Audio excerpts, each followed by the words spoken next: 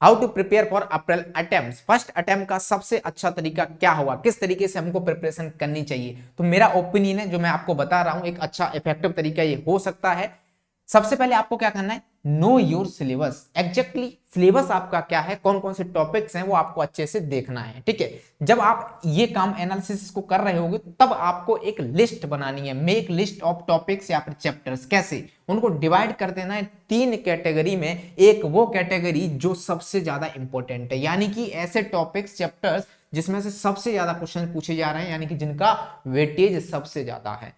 फिर दूसरा आपका कैटेगरी होगा इंपॉर्टेंट, यानी कि इससे थोड़े से वो कम इंपॉर्टेंट है, उनसे क्वेश्चन ऐसे ही कुछ कुछ पूछ लिए जाते हैं। फिर एक लेस इंपॉर्टेंट, जब कभी क्वेश्चन उनसे आ रहे हैं, रेगुलर क्वेश्चन उनसे नहीं आ रहे हैं, या फिर आपका वो बहुत वीक टॉपिक है, तो आप थोड़ा सा अपना भी इसमें दिमाग लगाना है ना। अब जो सबसे ज्यादा इंपॉर्टेंट है, पूरा फोकस हमारा यहां पर होना चाहिए, क्योंकि अल्टीमेटली इसमें से सबसे ज्यादा क्वेश्चन आ रहे हैं, है ना, 70-80% क्वेश्चन आपके यहां से आ रहे होंगे। तो अब सबसे पहले हमको क्या करना है, जो मोस्ट इंपॉर्टेंट टॉपिक्स हैं, चैप्टर्स हैं, उनको पहले कंप्लीट करना है, एक टाइम टेबल बनाना है। अब यहाँ पर टाइम टेबल आपका वैसा नहीं होना चाहिए कि 6 बजे उठूंगा, 6 से 6:15 तक ब्रश करूंगा, उसके बाद ये करूंगा, उसके बाद वो करूंगा, फलाना दिखाना, आज तक कभी किसी का फॉलो नहीं होता है, उसको फाड़ के फेंक दो।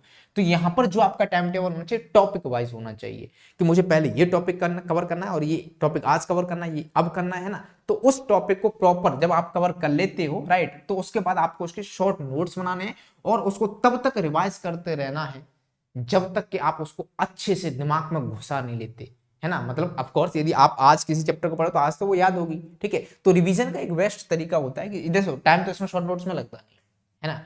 तो एक तो सोने से पहले इसको रिवाइज कर लिया करो, दूसरा उठते हुए इसको तुरंत रिवाइज कर लिया करो। शॉर्ट नोट है, ऐसा नहीं कि आप पूरी की पूरी किताब पढ़ने बैठे हो, पेज भी पलटते रहोगे, और जब कभी आपको ऐसा लगता है कि हम इसको भूल रहे हैं तो उसको थोड़ा सा देख लो, ठीक है, बट रिवाइज आपको प्रॉपर करना है, ठीक है। उसके बाद आपने क्या किया, इन सबको कंप्लीट कर लिया, इसकी थ्योरी कंप्लीट कर ली, शॉर्ट नोट बना लिया, रिवीजन कर लिया। अब रिवीजन करने के साथ साथ ये जो शॉर्ट नोट बना रहे हो उसके साथ साथ आपको यहाँ पर कुछ अच्छे क्वेश्चंस की प्रैक्टिस करनी है, क्योंकि अभी ये टाइम नहीं है जब आपको ऐसा नहीं बैठ के आप सॉल्व कर रहे हो, समझ रहे हो, ठीक है। 100 क्वेश्चन सॉल्व नहीं करना है एक ही टॉपिक के, इंपॉर्टेंट क्वेश्चन सॉल्व करना है, एक क्वेश्चन में 4-4 कॉन्सेप्ट क्वेश्चन, ऐसे क्वेश्चन आपको सॉल्व करना है। तो इससे क्या होगा, कम क्वेश्चन में ज्यादा आउटपुट आपको मिल रहा होगा। उसके बाद ये सारी कहानी आपकी यदि खत्म हो जाती है, तब हमको यहाँ पर मॉक टेस्ट देना है। मॉक टेस्ट देना बहुत ज्यादा इंपॉर्टेंट है, और ये मॉक टेस्ट आपको किस टाइम पर देना ये भी इंपॉर्टेंट है, ठीक है। यदि आपको पता है कि आपका जो जेईई मेंस 2 से 5 होने वाला है, या फिर 9 से 12 होने वाला है, तो जनरली यही स्लॉट पर आपको टेस्ट देना है, 3 घंटे का पूरा। तो आपको क्या है ना, आदत पड़ जाएगी। समझ रहे, आपको जो स्टूडेंट होते हैं जो सो के 12 बजे उठते हैं सुबह, अब उनका टेस्टिंग टाइम हो क्या, 9 से 12, ठीक है।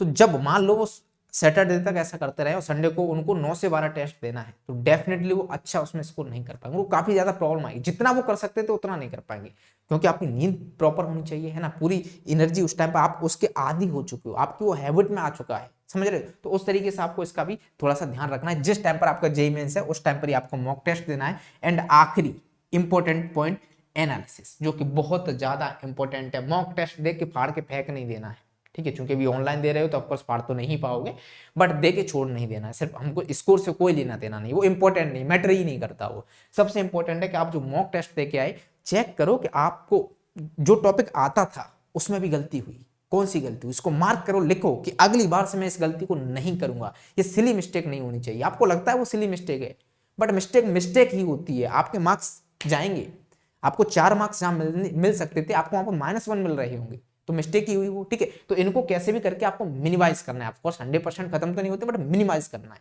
समझ रहे। और फिर देखो आप इसमें अगेन वही मोस्ट इंपॉर्टेंट भी कौन कौन से क्या टॉपिक है, उस सब सही तरीके से देखो। और ये सब चीजें जब आपकी कवर हो जाती हैं, तो कुछ इंपॉर्टेंट टॉपिक्स में जैसे कुछ फंडामेंटल्स टॉपिक्स होते हैं, जैसे ऑक्सीडेशन नंबर, तो ये तो निकालना आना ही चाहिए ना, ये बताने वाली बात थोड़ी है ना। इसको देखो, GOC, plus I minus I, plus M minus M effect, इनके ऑर्डर आपको पता होना चाहिए।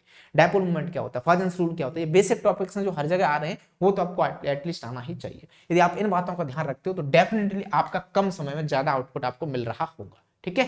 तो थोड़ा सा देखिएगा इसको। Bye bye.